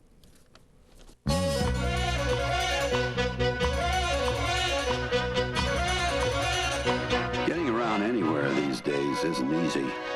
Getting a long-distance call through on AT&T is. even from non-AT&T public phones. Just dial 10-ATT-0 and the phone number. AT&T. 10-ATT-0. Just to make getting through your day a little easier. AT&T. How can we help you? Hot look for sizzling summer styles on hard copy. Back now, it's 8:30 on a Monday morning. Along with Deborah Norville, Al Roker, I'm Bryant Gumbel. We'll turn our attention to Maurice Sendak in this half hour. The writer-illustrator of children's books is doing opera these days and wants to establish some children's theaters. We'll see what he's up to in just a few moments. Try to get theater out. It doesn't work. Theaters. How about children's playhouses? Good. I like that one. I like that one. Avoid those troublesome ones. You got that right. We'll also give you a preview of a play that will be opening in a playhouse off Broadway here in New York this week. It's called Maids of Honor, and we'll be talking with their stars this morning, Elizabeth McGovern, Kyra Sedgwick, and Lila Robbins. And if you like strange acts, you got to stick around to see They Must Be Giants. They feature two guys from Brooklyn with an accordion and a guitar. Let's get to the... We've heard that accordion, haven't we? Let's get to the news. Faith Daniels. Thanks, Bryant. Searchers are hoping to go back to their grim tasks along the Ouija and Pipe Creeks in Shadyside, Ohio. With more than a dozen people there still unaccounted for. The known death toll from Thursday night's flash floods is now at least 20. And the people who lived through it have other hurdles to clear as they put their lives back together. As many as 70 homes were destroyed. Dan Molina is live now in Shadyside. Dan, it's been coming down pretty good there today, hasn't it? It has been earlier this morning, your Faith. For quite a while, it was raining in sheets here. There was a lot of lightning, a lot of thunder. It has backed off a bit now, but there's no telling whether another storm is coming in behind it. That, of course, creates a couple of problems here. The first problem that it creates is the fact that one of the original causes of the serious flooding was debris floating down the streams and jamming up where underpasses go under bridges. Now, all of the debris that caused that jamming and the consequent flooding has not been cleared out yet, so it's possible if there were very, very heavy rain for a long time here that it could happen again. Another problem, of course, has to do with the effectiveness of the searching itself. The searchers have to work in quite a mess this morning. The dogs could be impaired in their ability to sniff around and try and locate those still missing. Dan, did they even hope to find everyone who is missing? Well, there is some question about that at this point because so many of the bodies appear to have been washed out to the Ohio River. One of the recent discoveries of a victim was 20 miles down the Ohio River, so it's possible that some of those listed as missing might not be found. Dan Molina in Shadyside, Ohio, thank you. In other news this morning, the tornado's sirens went off in several communities in central Missouri early this morning, but it wasn't a storm that set them off. Thousands of people were driven from their homes by a leak of chemicals at a detergent factory in Sedalia. They should be able to return home in a few hours. Nelson Mandela is getting down to business in Canada today, asking Parliament for help in creating a free, humane South Africa. Mandela looked weary as he arrived in Ottawa on Sunday, and there are indications he may be forced to skip some of the stops on a busy North American schedule. After going to Toronto and Montreal, Mandela is to visit 8 American cities. The space shuttle Atlantis is standing tall at Cape Canaveral, waiting for the start of a secret military mission. Atlantis was rolled out to the launch pad during the night. It's expected to go into space around the middle of next month. The space agency modified its schedule after the shuttle Columbia developed a fuel leak and had to go back to its hangar for repairs. The oil that escaped from the supertanker Megaborg last week is expected to start washing ashore along the Texas Gulf Coast tomorrow. The Coast Guard is watching the coastline for tar balls. That's the first sign that the slick is on the way. Work crews will soon try to unload the rest of the oil from the drifting, burned-out tanker. Finally, it's not likely that Frank Gonzalez of Brooklyn, New York will ever forget Father's Day 1990. When Father's Day arrived, Frank wasn't anyone's father, but a few hours later, he and his wife Madeline had not 1, not 2, but 3 baby girls. Amparo, Esther, and Marilyn arrived shortly before 7 in the morning, and their dad spent the rest of Father's Day celebrating. That is because he doesn't know how much work even one baby is at this point. You got that right. Triple the fun. Well, yeah, you see, it's more than triple. That's the problem. I mean, one's a lot of work. You get 2, it's more than double the work. I mean, it's kind of... And they'll never get the measles at the same time. No, it's they'll a never geometric progression once you get them. It just kind of goes on and on and on and on. Anyway, let's check the weather. What's the weather in Chicago going to be today, may I ask? It's for Mr. Mike Donald, Mr. Hale Irwin. It'll be sunny today. 80s. It'll Nice. be very warm. There it is. Did it rain there last night? I believe it did, Oh, yes. so the greens will be a little soft, they'll be holding? Yes. Fairways will be firm and tight? Ooh.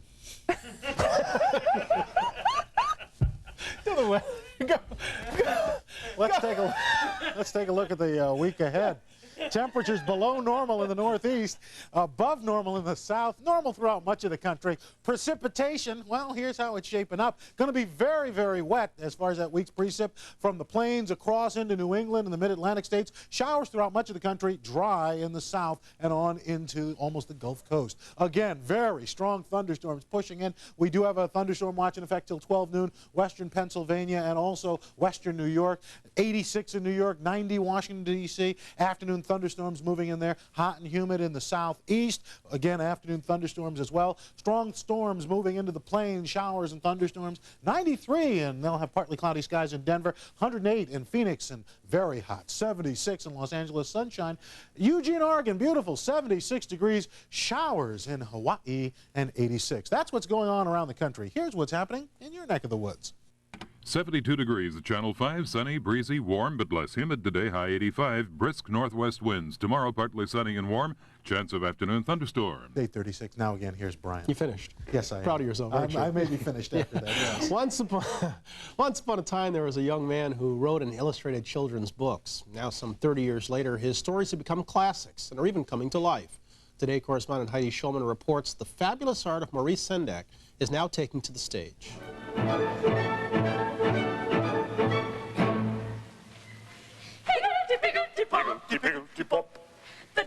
The dog has eaten them up. Higgledy Piggledy Pop is a children's opera in which the dog dies and a baby is eaten by a lion. Here, take everything, but don't eat baby. But at its full American debut in Los Angeles this month, creator Maurice Sendak marveled at how differently children and their parents see it.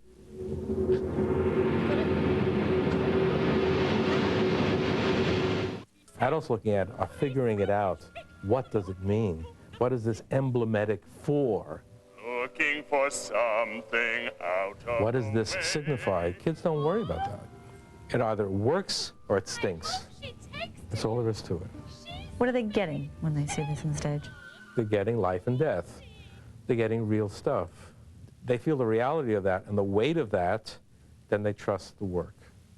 Sendak's stories, his lush illustrations, have never condescended to children. He doesn't believe in romanticizing, and he bristles at some parent's suggestion they're too dark.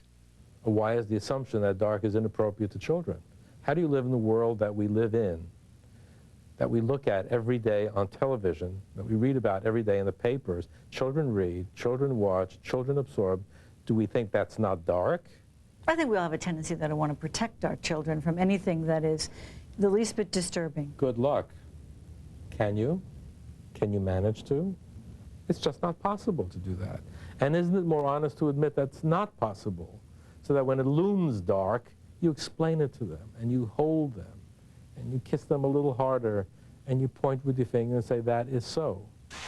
He drew from the time he was a child, and feels still tuned into children, though he has none of his own. I don't hang out with children particularly. I don't like them terribly much more than I like any other kind of human creature, except they tend to be better, more interesting, kindlier, more generous, and much more honest and forthright. And loyal, as Sendak still is to his own childhood hero, Mickey Mouse. Are you the first original Mickey Mouse? We were born the same year, me and Mickey. So he was my first friend, and I adored him as a child. You go to the movies with your older sister and your brother, and you sit through films that you hate with Merle Oberon and Maureen O'Sullivan, and you don't understand why everybody's kissing each other and not going to the bathroom. And wait for the Mickey cartoon. And then you wait for the Mickey cartoon, and in the middle there's that head comes on, and you go crazy. I still love the sight of him. The way kids today love the sight of Sendak's Wild Things. Why do you think Where the Wild Things Are is such a classic? It's a primal fantasy. It's a scene that occurs in everybody's house all over the world every day, maybe 3 times a day. That a kid has a tantrum, that the mother goes bananas for 10 minutes, and then boom, it blows up, and then it's over, and then it's okay, and it'll happen again. What's strange about that? Most children just find it old homely. When Sendak wrote Where the Wild Things Are almost 30 years ago, success came slowly in publishing. That made it a good time to grow up as an artist, he says, unlike today. What has changed? Money, power. You can make a lot of money doing a children's book. What does that mean for the industry then? It means it stinks. It means the quality of work is low. Once you used to say television was vile and vulgar and movies were always vile and vulgar, but publishing was just unique and special and fine. It's now vile and vulgar. It has joined the crowd. There's almost no artistic industry in this country that hasn't joined the crowd, hasn't been Trumpized in some way. That is one reason Sendak now seeks backing for a new children's theater, to nurture young artists the way his editor nurtured him. He wants to experiment with opera, dance, plays, all the things that will bring children to the theater. I don't do things expressly for children. And I think that's the odd thing that makes my work so effective, that they know it isn't reduced for them. From years of experience, I'm really convinced that you give them the most complicated and the most sophisticated art forms. That I want to be one of those different options. I really do. For Today, Heidi Schulman, NBC News, Los Angeles. Deborah's back in just a moment to talk of a different kind of theater with the stars of the Maids of Honor. Coming up on 8:42. We're back after this. He shows no violent tendencies. The only thing that works him to a lather is money. Ladies and the people, introducing. And now, Oh yeah, oh. extra, extra. No! Listen, they're coming. California summer peaches, plums, and nectarines. They're here.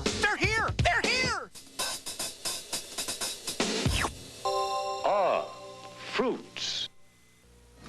Butter, fillet, thank you. Looks good, doesn't it? Ounce for ounce, Philly cream cheese has half the calories of butter or margarine. Next time, butter your bread with Philly instead.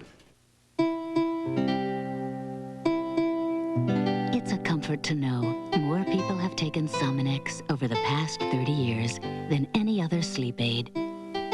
Safe, simple Sominex. There is a better battery, the Napa Legend. Let us count the ways.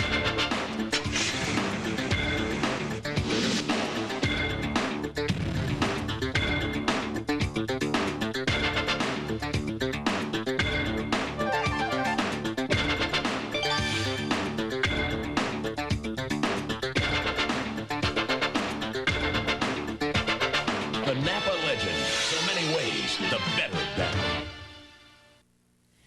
Okay, here's a sticky one for you. What do you do if your sister's about to get married and you have just learned that the man to whom she's engaged is a crook? Well, that's the dilemma facing Elizabeth Montgomery, Kira Sedgwick, and Lila Robbins in Maids of Honor, an off-Broadway play which opens this Friday here in New York. Good morning and welcome. Good morning. You guys have been together, what, about a month in rehearsals and previews? I guess it's about that. Month, yeah. Does it take that long to not get the lines down necessarily, but kind of get the chemistry, the bonding bit to start happening? Certainly, yeah. I would say the last week is really where it's come together. When you first get on the stage, you go through texts and stuff, you kind of fall apart for a while. But then slowly, as we've been on stage together. And then the audience teaches you so much. Right. So the first week of previews is very important for giving it the final shape. Because you know when they're reacting and when they didn't react and you thought they were going to. Exactly. Right. Yeah. They teach you. They teach you. Tell me a little bit about the plot. You are the woman who is going to get married until... Monica, yes. I'm a TV talk show host, actually, and I've been very successful. My sympathies. And there's a lot in this play that you would probably try to see this. And I'm going to marry Chuck. I don't even know his last name. And he's a Wall Street guy, and they find out that he's an inside trader. Okay. Insider trader. And one of you guys is a newspaper reporter and finds this out. That's right. Right. I'm the sister who's trying to work her way up in the news business and uncovers this information about her fiancé. And then you have the debate. Do we tell them? Do we not tell? Right. And here is the end result. Let's take a look at Maids of Honor opening Friday here in New York off Broadway. So what is it? He doesn't drink. He shows no violent tendencies. The only thing that works him into a lather is money. Well, I'm not repeating in any way, am I? No, how do you know? Not in those ways. Money.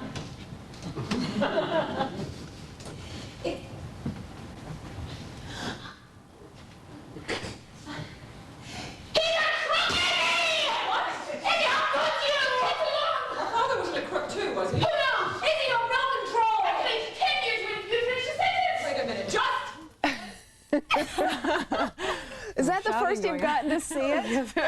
Yes, and the last, hopefully. It's really hard to see something on camera that's meant for the stage. I mean, it feels so wrong. It feels so big. You need to have that forum for it to look right, I think. It's no surprise to anybody sitting there watching this play that this is one that was written by a woman. There's sort of a female theme throughout It's it. written by a woman, but I think it's dangerous to call it a woman's play because it really isn't. It's really a play about the importance of relationships because these sisters are all suffering from the fact that their parents' relationship was a disturbed one, and they're all trying to figure out how to make connections to men in their lives as a result of this damage that they suffered when they were young. So it's about men and women. Yeah. Dad was an alcoholic and an abusive father. Right. How do you prepare for a role like that? I mean, I presume this is not something that comes from your own personal background. Well, we talked a lot about the patterns that children of occur in alcoholics. families, dysfunctional families. Right. Yeah. And the kind of low self-esteem that they grow up with and how they overcompensate for that, and how they try to relate to each other and help each other instead of abusing each other, continuing that pattern of abuse. By the end of the play, they try to help each other and heal each other. Yeah, you try and repair these kind of dysfunctional family traditions. And I think if you have any kind of wish to make things different, that's what you try and do. And I think that's what they end up doing in the play. Do you find that you pull together? I mean, when you're talking about these kinds of relationships, you probably all knew who each other were, but I don't know that any of you had ever worked with each other for any great deal of time. A play only works if there's chemistry. You have to open yourself up in a way that's quite unusual in a very short space of time in order to, I mean, you end up really sharing a lot about your personal life and... Very personal, yeah. And it's very unusual for women to be given a chance to work with other women. I mean, the movie business, we're mostly gazing into some guy's eyes, you know. and it's really been a real opportunity for me to... It's a meaty role for all three of you. Yes, it's been so great. And then to work with other actresses that you really respect that are smart and I mean, we have a lot to share, really. Yeah. Well, let's hope there's more meaty roles out there for you and that you have a nice long run here in New York. Opens Friday. It's Maids of Honor. Break a leg. Thank you very much. We'll be back in just a moment. A new rock group, kind of quirky, called They Might Be Giants, right after this. Constantinople, been a long time gone. Constantinople, why did Constantinople get the works?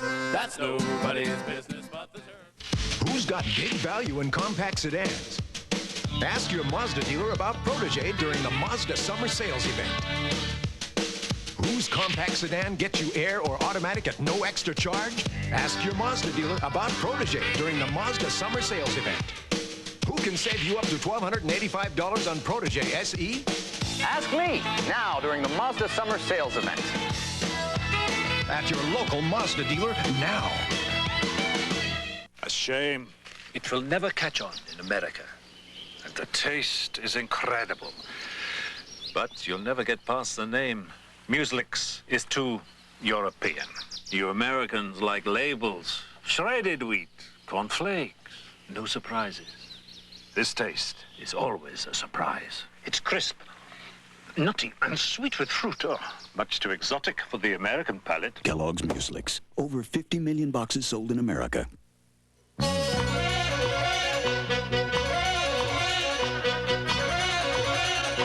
Getting around anywhere these days isn't easy.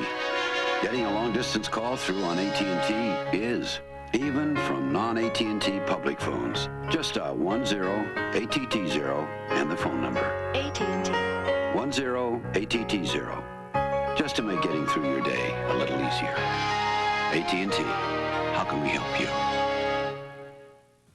A kiss? Oh, not right now. You really don't want to kiss me. Dangerous. Very dangerous. Give me a minute, honey. Don't let morning breath ruin a good morning. Get Scope. Scope has 2 powerful ingredients to kill 90% of the bacteria that cause morning breath. Didn't I hear something about a kiss? Right here. Right now. Kiss me. It is time for a kiss. Scope, the best thing first thing in the morning. Hey, you. Put that kiss right here. When John Linnell and John Flansburgh formed their band, they were working respectively as a bike messenger and as a train passenger counter at Grand Central Station. Today, with a new album called Flood, they are counting more than just commuters. Flood has sold a great many copies, thank you, and continues to climb up on the charts, as the DJs say, guaranteeing our guests a few dollars for some time to come. The band is called They Might Be Giants. John, good morning. Good morning, Brian. When I read about your band, I hear words like innovative, irreverent, messed up, unusual. How would you describe what you do? I like those words. We've certainly had worse things thrown at us. What is it, though, really? I mean, come on, help me out. You know, we always sort of wanted to be like the Beatles when we were kids, but we just sort of ended up being kind of different, so. Somebody else called you rock and roll nerds. Do you buy that one? That's kind of the direction we are not interested in particularly. The cringy part. Rather steer clear of that one. Let me give you a quote that one of you said, and then you help me out with it. Quote, rock is a dinosaur, nice to listen to, but has a bloated aspect to it that has to be deflated. True. What does that mean? I don't know. Did we really say that? Yeah. Did you say that? I can't remember. Is it fair to say you mock rock? No. I don't think so, no. We're musicians, you know, we're playing music that we, you know, respect, and we're not really out to parody particularly. But you are anxious to poke some holes in its inflated image of itself? Well, I mean, you know, rock performers in general tend to have a pretty aggrandized self-image, so. I mean, I think just as performers, we have a much more street-level approach to what we do. Am I making too big a deal of this? I mean, this stuff isn't supposed to be interpreted this heavily, right? I mean, it's just supposed to be fun?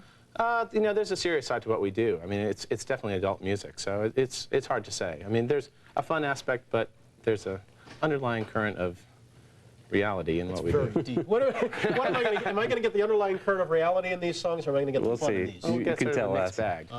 Mixed bag. That's not the name of the song. No. No. It's called Istanbul, not Constantinople. 1, 2, 3, 4. Istanbul was Constantinople, now it's Istanbul, not Constantinople. Been a long time gone, Constantinople, now Turkish delight on a moonlit night. Every gal in Constantinople lives in Istanbul, not Constantinople. So if you've a date in Constantinople, she'll be waiting in Istanbul. Even old New York was once New Amsterdam. Why they changed it, I can't say. People just liked it better that way. So take me back to Constantinople. No, you can't go back to Constantinople. Been a long time gone, Constantinople. Why did Constantinople get the worst? That's nobody's business but the Turks.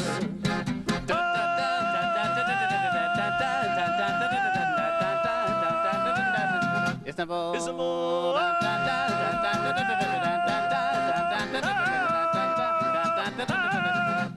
Istanbul. Even old New York was once New Amsterdam. Why they changed it, I can't say. People just liked it better that way. So take me back to Constantinople.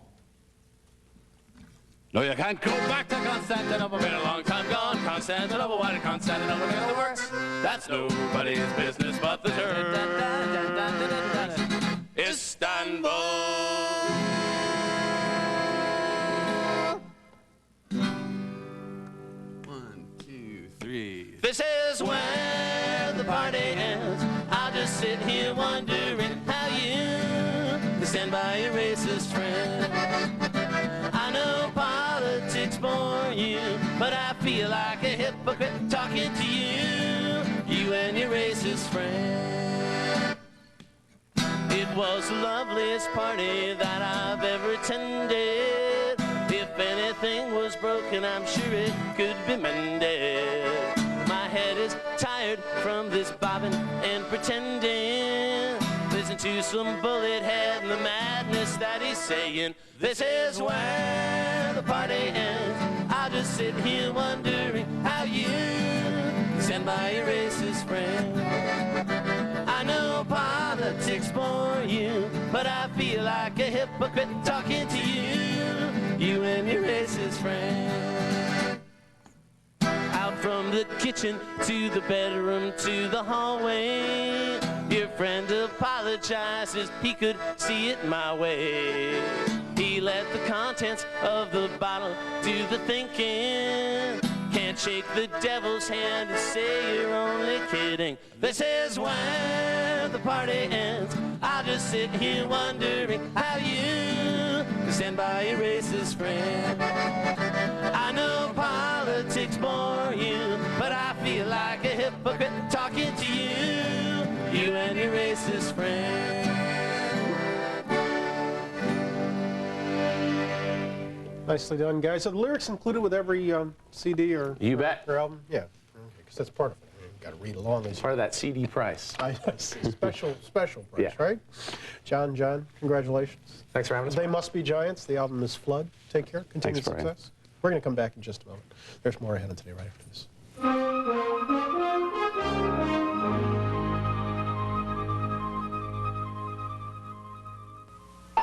Attention, black fighters. Act-Man is here to protect your teeth from the evil effects of plaque cavities. With fluoride, his secret weapon, Act-Man penetrates plaque, strengthens teeth against cavities like no ordinary mouthwash. Protect your teeth with Act Fluoride Rinse, plaque cavities. Game over. Garfield, I need your help. That goes without saying. We have to tell cats out there about Alpo cat food. Hey, cat food is for the unimaginative. Imagine this. Alpo cat food so full of nutritious proteins, every serving's like a balanced 7-course meal. And the taste. I'll be the judge of that. So, Garfield, what would you tell cats about Alpo? 2 demand seconds. Alpo cat food, canned and dry varieties, tested and approved.